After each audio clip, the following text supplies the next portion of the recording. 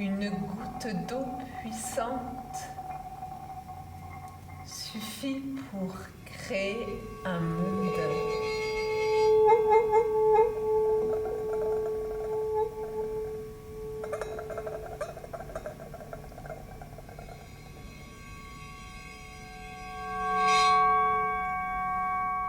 On met l'enfant, dès son plus jeune âge, en contact avec ce qu'il y a de plus subtil et de plus profond.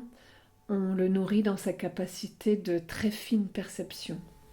C'est dans l'eau que j'ai appris à nager dans le ciel.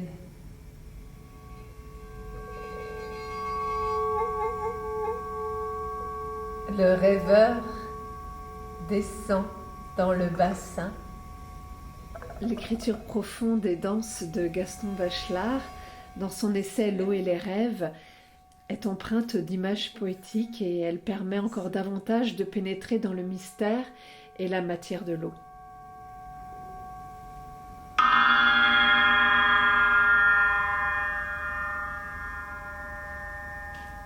Ce spectacle offre à percevoir de façon organique et cellulaire les moindres nuances de la lumière, du son, des mots, des couleurs.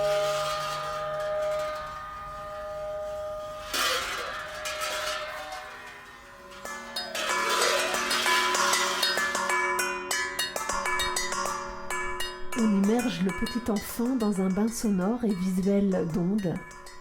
On lui offre une matière sensorielle enveloppante.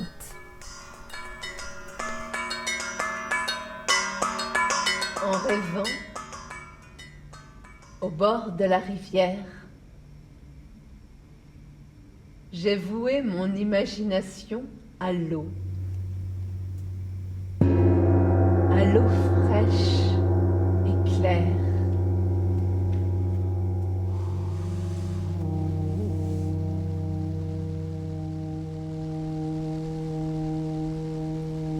L'eau réagit à la voix.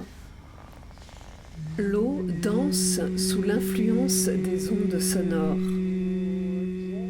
Notre corps est fait d'eau.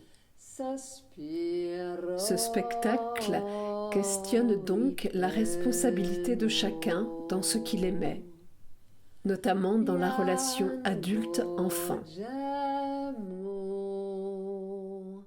Sospiro